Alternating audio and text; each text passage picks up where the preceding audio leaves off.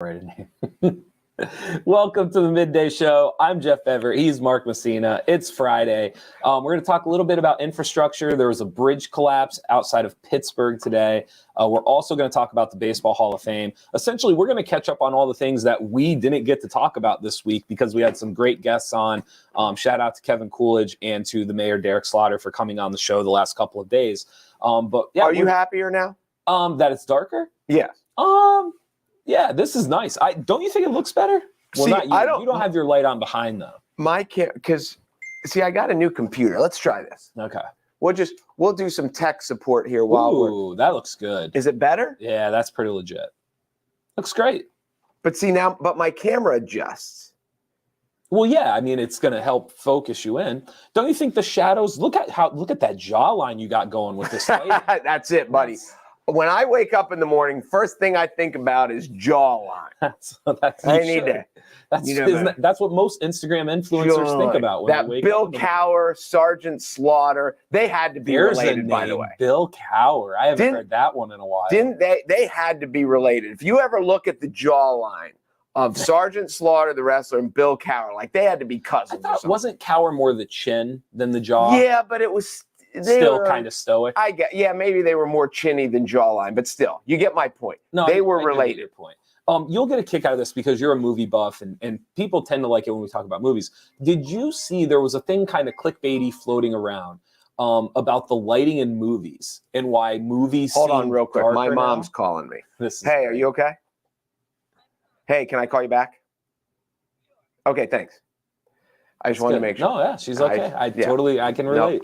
Nope. There is this thing with movies now where they're darker. I don't know if you've noticed it or not. You know where I noticed it? You told me to watch Parasite, and that's kind of a very gray movie, like the tone of it and everything else. So there's this whole history of how movies have actually started to lose their color. So you had this from black and white, and then slowly the color got better. It's actually going the opposite way now because what different directors and what they're noticing, the shadows, the tone, everything else actually tends to work better if it's dimmed. I have a buddy who is a movie buff, and it's funny because I love movies, he loves movies, but our tastes are very different. He'll watch a movie, or I'll know and I'll be like, "Hey, have you seen this yet?" I'll say, "Yeah, I really liked it, but I don't think you will." And he gives me that review a lot. Okay. He loves the dark, grainy. Okay. He loves it, and I don't actually. I'm a bright. I love the bright. Yeah, so that was part of my thing with Parasite, which was a really good. I like Parasite. It was just so I didn't understand the gray visual, the tonal aspect of it. I'm sure there was a reason it played in the movie. It just escaped me personally. I think I told you I just saw the second Venom. Yeah, you said Carnage or whatever. I'm not a comic book guy. Yeah. I'm not. There's some of my I like the Iron Mans. Sure. Some of the original Tobey Maguire. You enjoyed Venom. I like the character inner monologue. The buddy. It's a buddy film, really, with the guy and Venom. I think is his name Ed? Yes. In the movie, I believe. But whatever. It really worked, and I knew nothing about it and then I knew that the second one was coming out. Okay. So I was like, well, maybe I should see the first one. And I think my daughter said, yeah, it's pretty cool. So I got the first one, and I liked it way more than I also obviously like Deadpool. Yeah. That's a comic book movie. But non-comic book guy, I really, really like the Venom. I was laughing when you were trying to come up with the name Ed. All I could picture was Brett down the hall being like, Ed! It's Ed! Like just screaming at us to get it right. That's all I could picture in my head. Let's move on today. There was a bridge collapse this morning. There's a little bit of irony to it as well, which you told me about. I did not realize this until you said something. Well, I just texted my daughter goes to Pitt, and I just texted her this morning and said, hey, how you doing? I love you. She said, hey, I love you too. Did you hear about the bridge? And I was like, no. And so now I'm like, what? And I don't know. Do you know this? Pittsburgh has more bridges than any city in the country. Okay. And it's on the street that it's like 2 miles from where she lives. Okay. And now there's a billion bridges, so I may have driven across it. Who knows? Sure. But the funny thing about it, and there's pictures all over now about this bridge that collapsed in Pittsburgh. Joe Biden is going to be in Pittsburgh today to talk about infrastructure, which is just great. Yeah, unfortunately, 10 people were injured when a snow-covered bridge in Pittsburgh collapsed early Friday, just hours before President Biden was due to visit the city to highlight his push for infrastructure improvement. Do you think this will help the push? You would think. I will say this. I'm pro infrastructure. The infrastructure bills and stuff like that drive me nuts because they try to cram all this other stuff into it. It becomes a political nightmare. But I truly believe, my dad and I argue about this all the time, like together, like we're on the same side. Okay. Just the crumbling infrastructure of America and just how we renew almost nothing. And when you look at some of these other countries that are, I don't want to say they're surpassing America, but when you look at some of the cleaner, newer infrastructure in other countries, we are so far behind the 8 ball in some of this stuff. When it just comes to expressways, when it comes to building, when it comes to architecture, like some of our cities are just crumbling. No, yes. You disagree? No, I said, well, we just had Mayor Slaughter on yesterday. City Hall is condemned. Yes. It is condemned. And then the question is, what do you do with it? Sure. Do you just raise the building? Which it always fascinated me that word is raised. Yeah. Because it's like, I know there's a Z in that one, isn't it? Yes, I believe so. But still, you think of raise and then raise. Yeah. But do you demolish the building? And then you have or do you, so that is, because either way is expensive. It's probably way cheaper to demolish it than it is to bring it up to codes or. Have you ever heard of, there was this video that went around because a lot of people when they think of infrastructure, they're really focused on buildings and bridges and all that stuff, but even just like basic roadways. There was this video that came out like 5 years ago and they were promoting solar highways. Have you ever heard about this or seen this? The Jetsons? No. Well, so essentially the dumbed down version of this, and you can find it on YouTube. The whole concept is they want to redo how we picture a road. So how you and I picture a road is what the original thought of a road was, right? And so the idea is like you have telephone poles and you have wires by the side of it. And then so their whole concept is like, you could just put some of that in the ground and you could have these solar highways that essentially like are collecting energy that are then powering the wires underneath. And it's this whole concept. And essentially what it did is it's like, if you could create the system today, what would it look like or what would you do? And you look at it and you're just like, I just feel like we could do it. Like, I know maybe like 10, 20 years ago, that was Jetson stuff and it was unnecessary. But now I look around and I'm like, we spend so much money trying to patch up these potholes and trying to fix and just kind of trying to put a Band-Aid on stuff instead of just going like, we could have some really great stuff here if we would just start from scratch. And I know it's hard, but you gotta chip away at it though, right? Chip away is the key. Am I too optimistic to think we can't chip away at No, but that is the word. You have to chip away at it and you have to put together a plan that we're going to start here and move here. But no, I agree with you. If you don't chip away at it, then all of a sudden you've got this issue. This is a bad example, but a good example. When Toursville lost its community pool, however many years ago, because there was they didn't do regular maintenance updates on it. And then they got to the point where they're like, to keep the pool viable, I think was something like $1 million. It was expensive. Right. And then they looked at the budget and they're like, well, we can't afford this. So they scrapped the pool. And that's why, it's one of the issues that when Slaughter was talking yesterday about the Memorial Park pool. And because these things are just like anything else, just like with a house or with a car, if you don't do regular maintenance, then all your maintenance piles up at one big time. Sure. And it's a big paycheck. I just want to know too, once I mentioned the Jetsons, how many people in their head like me were singing Daughter Judy, just you. Jane, his Only wife? You. That's an overrated theme song. That theme you song, think so? I do.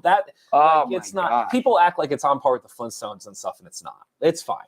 This is the. I would agree with that. Flintstones is better. Backtracking to what you said, like it's expensive, and you got to figure out like, can you afford it? Can you allot the money? But to me, it's not about can you afford it. With a lot of these budgets, and maybe this is something we can talk to Slaughter when he comes back on in the month. To me, a lot of it feels like just shifting your priorities. Because if you look around at what we're putting money into, like the money is there. There is money to be had for cities and towns. And it really just comes down to like, what do you want to focus on? You and I had talked about this, and like, I love DeSalvo's. You've been to DeSalvo's, and you and I agree, like, love the place, really neat. and nothing against, I'm not saying they don't, but I think there's $1 or $2 million going into it. Correct me if I'm wrong. Yeah, something like that. Something like that. And listen, I'm not saying they shouldn't get it. I'm just simply saying, like, money's available. There's money out there if you want to put it into these things. Putting it comes money down to in, how you're going to allot it. They're putting their own money in, yes, and then the city's putting money around to make, because it's right down where, like, College has put in all that money. They're trying to make the whole area nice. So all I'm saying is like, as a city, we have made a choice that this is where we're going to allot this. And I'm just simply saying, like, at some point, we're going to look around, and that's why you end up having to shut down a pool and not having the money to do it, because we have decided to allot it to other things. That's all I'm saying. And I think, and I just had this discussion with someone else on other topics about, it's so hard for people to think differently. And that there's like the normal way everyone does it, and we have to do it this way, because how many people in life get stuck with, this is the way we have to do it because this is just the only way to do it. Sure. And there's essentially nothing in life like this is the only way to do it. And one of the issues, to take it full circle, when they filled in the pool at Montoursville, I was one of the ones in favor of it, because, as I said, now as society has changed and people are busier in the summer because kids are on all these travel teams and the world is different. Sure. And now to get an above ground pool in your backyard isn't very expensive, and you can pay it off on credit. And the pool has become a money drain. So where it was a valuable community center in the 70s and early 80s, it's just different now. And it's only viable from mid-June to mid-August, and nobody uses it any of the other time. So there was part of it that's like, and I seem like I'm talking out of both sides of my mouth here, that we lost the pool because you didn't spend any money on it. But then at the time that they did lose the pool, it was probably a good thing, because the money should have been allotted at other places because society had changed. That's fine. But I think, like, you're talking about a pool, and I think you're exactly right. And I think there's other things that are more important than a pool. Exactly. And I think roadways are one of those. And just because we always put money into this doesn't mean going forward we still have to put money into this, because the world has changed. I very, very much agree. Yep. We ran into this, and then we can get off this topic. We ran into this up north and a lot of other places, like especially across the northern tier. You had all this when the fracking and everything first came in, and you had money everywhere. There was deals being signed and money flowing, and it was really a quote unquote, it was a gold rush for the northern tier. But one of the downfalls, one of the pitfalls of that is they've started pushing for a lot of that to be state taxed. And so what happened was, a lot of the funds and a lot of the things that was being taxed ended up down in Harrisburg, and then it never got allotted back up north. So a lot of, like, the roadways, and so you have all these big rigs, you have these huge dump trucks. The streets are filthy dirty because they're going up on the hill, they're fracking, they're coming back off, it's leaving the sediment and everything on the roads. I mean, really destroying the infrastructure of these smaller towns up in the northern tier, and then getting taxed through the state, and then that money never makes its way back up. Never. I never thought about that. Yes. So the people did well. Yes. But the infrastructure got crushed. Rocked. And then they pack up and they're gone. Now, it's going to, from the looks of it right now, 2022, 2023 could be a big comeback for the gas companies up there, with natural gas being it. I'm not saying we're going to start relying on natural gas, but people are starting to view it as a, what's the word I'm looking for? It's going to help with our gas prices and some of the other things our inflation right now. Right.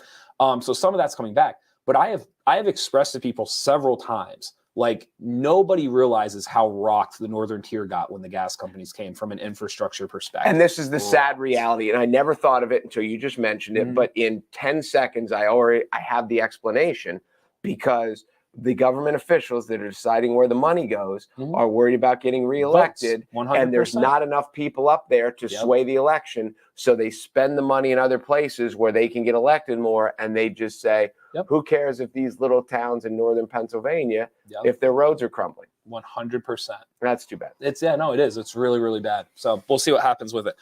You wanted to talk. We're running a little bit behind today. You wanted to talk about the Baseball Hall of Fame. Obviously, that's near and dear to your heart.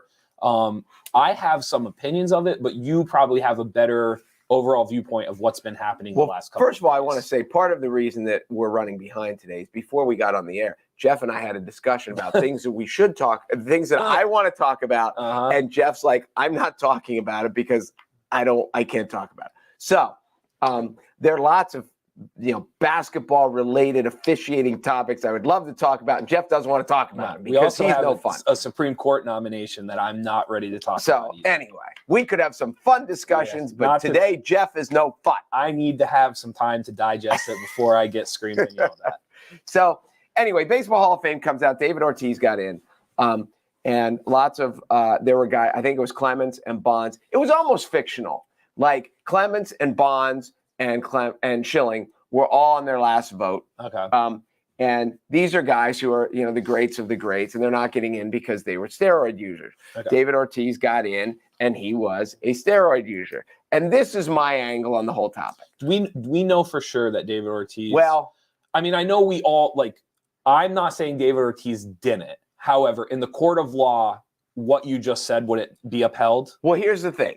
No. Okay. Because David Ortiz never officially tested positive. However, neither did Roger Clemens or Barry Bonds. Okay.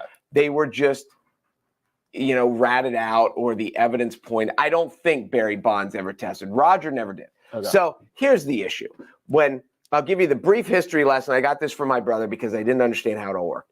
Back in the day, the NFL was already testing for steroids. Major League Baseball was not. Okay. And the hypocrisy of it, Major League Baseball loved steroids. Mm-hmm. They'll never admit it, but the Mark McGwire, Sammy Sosa home run march after the strike of 1994, when we had no World Series, Major League Baseball loved it because the fans loved it. Okay. Well, then they get into this point and they're like, oh, you mean players are doing steroids? And everybody knew.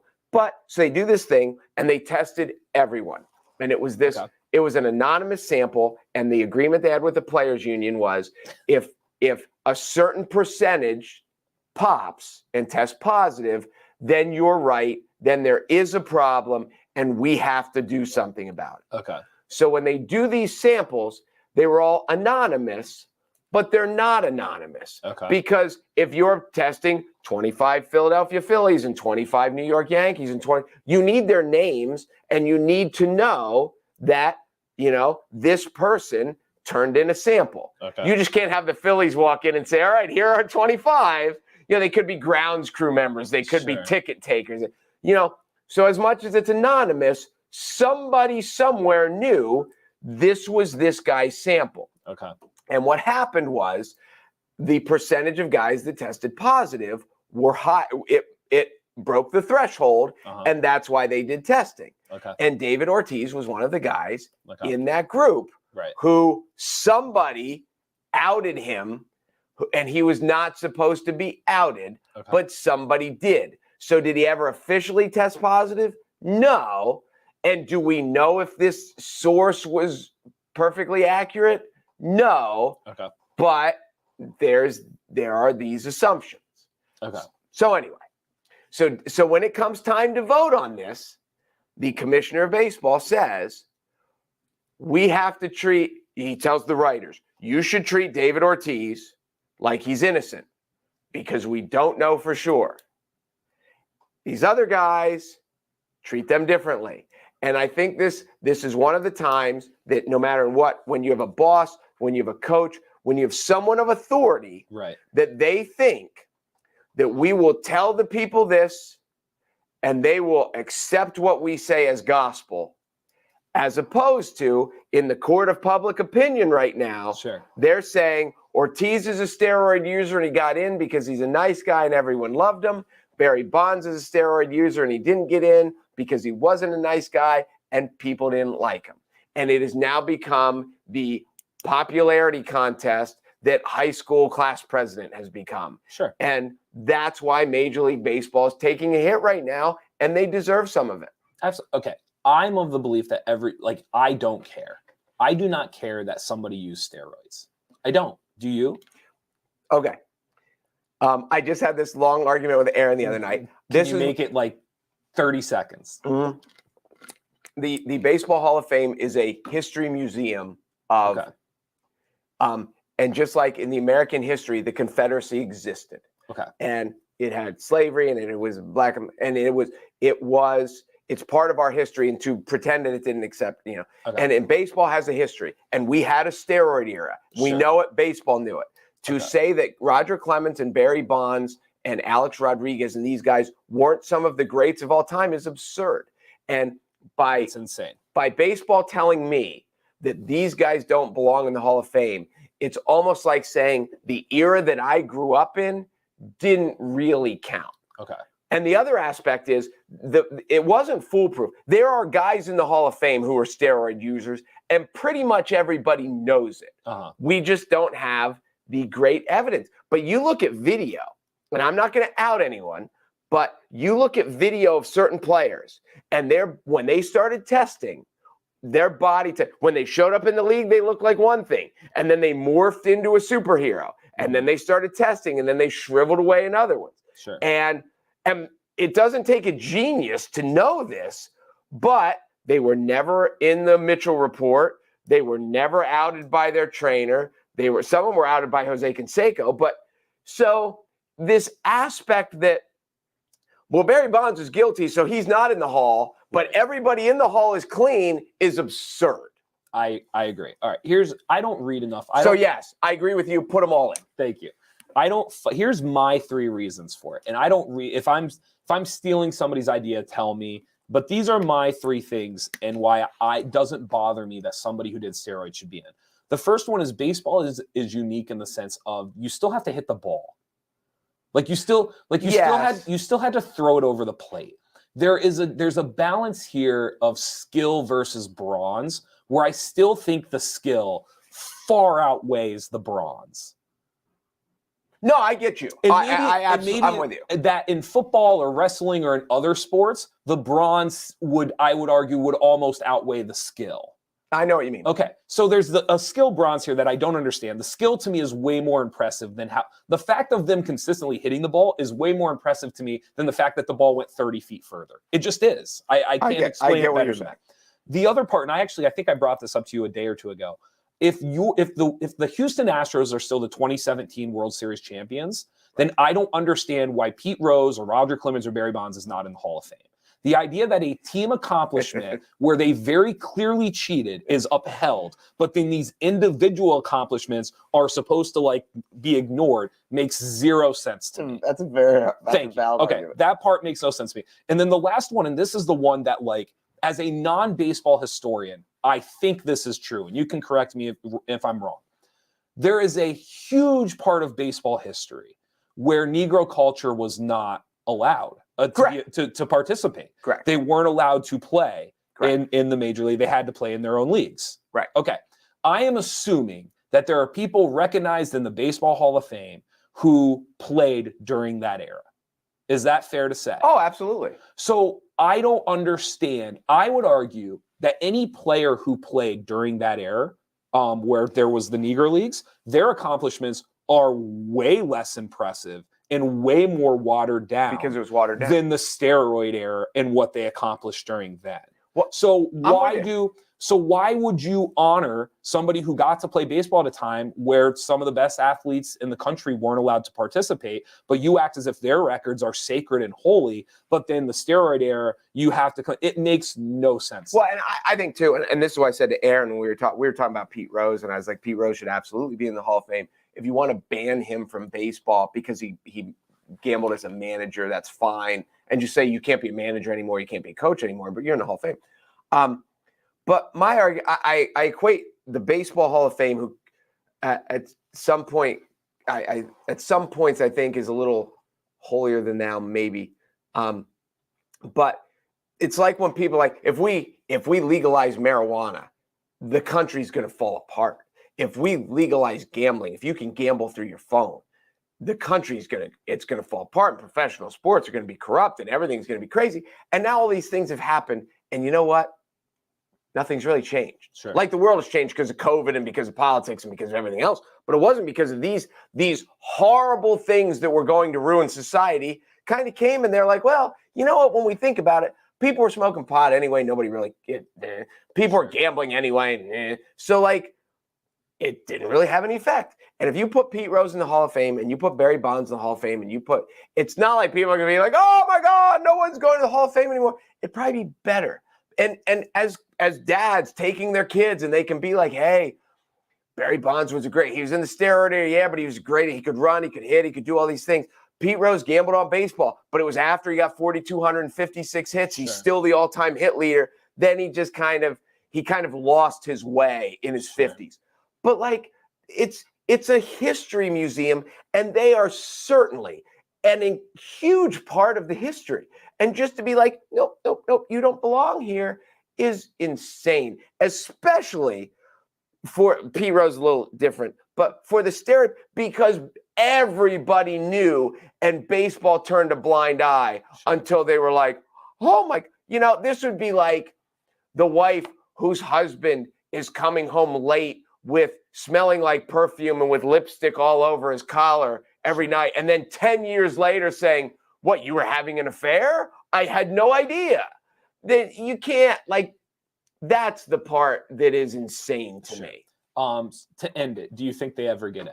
I know that they're whatever. What is it? Their term or whatever. You're only allowed on the ballot for 10 years. It used to be 15 years. I think they get in because I think what's going to happen is I think a generation's going to die off. And I think younger generations are going to look and be like, this is insane. Well, there are committees. It used to be called the Veterans Committee. I don't know what it's called now. It's the one that got Lee Smith in. It's the one that got Harold Baines in. And it's a small committee. I think there were 16, and you needed 12 of the 16 votes. There is going to be a time when these people sit down. It's almost like a jury now, because it's 12 to 6, where these people sit down and say, are we really, Roger Clemens, did Roger Clemens do steroids during his career? Yes, apparently so. How many Cy Youngs had he won before then? Did Barry Bonds? I just don't think steroids like this. I guess this isn't, and I don't want to like. Well, I don't want the argument is you recover quicker and you can train quicker. That is the argument. There's dudes going to Germany right now and getting like frozen like in the chamber treatments, and there's people doing like blood cycle transfusions. Like this idea that steroids. I'm not saying it didn't help, but people are acting like people became Iron Man when they took steroids. And all I'm saying is you still had to throw the ball and you still had to hit the ball. I don't understand. I get your point is Roger Clemens was a great player before steroids. Barry Bonds was. Did it elongate their career? Yes. Sure. But you make a good point when you're talking about in Europe. In the Tour de France, I read an article once because Lance Armstrong has become the worst person ever because he blood doped and he did all these things and blah, blah, blah. Someone wrote an article and he said, if you took the top however many finishers he picked a year of the Tour de France and you eliminated everyone who was ever associated with any sort of blood doping or drug scandal, he said, you would have to go all the way down to the guy who took 17th place to find someone who was clean his whole life. So yes, is it wrong that Lance Armstrong did these things in blood doped? Yes. But you know what? Everybody else in the sport was doing it too. I guess what I'm like, I'm trying to think how I want to word this. Because obviously it's like, I don't condone cheating. But it comes back to the idea of like, I just don't think they weren't hurting anybody else. Lance Armstrong wasn't hurting anybody else. Roger Clemens wasn't hurting anybody else. It's not like they were doing things that blatantly like it's not like they were. Oh, it did blatantly make it. No. But what I'm saying is like what the Houston Astros did is 10 times worse than what Barry Bonds or Roger Clemens or Lance Armstrong or anybody else did individually. But that's my opinion. And I get it. But let's put it this way. So you're a college basketball player. You were a college basketball player. You're old now and broken down. You can't get up and down the court. Sure. But so I can understand as you who are taking classes, who are studying, who are staying up late, who is trying to actually get a degree, feels like it's unfair when you go out and play against a kid who doesn't go to class, who isn't getting a degree, and so I can certainly understand why the players who were clean and the players who, as they started to get to 35 and 37, started breaking down. But aren't they better off now anyway? Aren't who better off? The people who didn't take steroids. But their physical health has to be better than the people who did. Correct. But they're not being remembered for their life's work. I don't know. Jeff Kent's doing all right. What do you want? But Jeff Kent's not in the Hall of Fame, is he? But he got votes. But if it wasn't for the steroid era, he probably never would have got votes. And he should be in the Hall of Fame. He didn't did he? He was never popped, was he? I don't think so. If Jeff Kent should be in the Hall. And that's good. It's funny you picked him. I'm just picking a name, but you understand my point is like, I just don't think it was that bad. Like I think if you wanted to suspend them, I get it. Like, you know what I mean? Like in-season suspensions and things like that. All right. But this idea that like what they did just doesn't exist, and like you're going to try to punish them for life is absurd. It makes no sense. No, I get no it. But sense. The punishing them for life makes no sense. No, I'm all with right. you. Anything before we head out today? Anything else that was on your mind? I know it was killing you this week. We had to let other people talk. No, I liked having it. Like, good guests are good. Bad guests suck, because I've done a lot of radio in my life. Sure. Bad guests are painful. Good guests are good. Yeah. And it's how's that for profound? There you go. We should put that on like a bumper Bad sticker. guests are bad. Bad guests are bad and good guests are good. But no, I like I'm blanking on his name. Kevin Coolidge. Kevin, the Ninja Squirrels. Like that, and it was more interesting to me because I'm a writer and I like the seed of the idea. But like talking to Slaughter about political stuff and just what the person is like who's in politics. Sure. No, I thought those were cool. So no, I mean, I do have lots of things to say and I like to talk a lot, but those 2 days were fun. Thank you for watching the Midday Show. That's it? That's how you're wrapping it? Thank you for watching the Midday Show. Thank you to Weiss Markets for being our sponsor. And be sure to go to NorthcentralPa.com for all your local news. Time for lunch. I'm not eating time yet. for lunch. I'm Jeff Everett. He's Mark Messina. We will see you next week. Monday.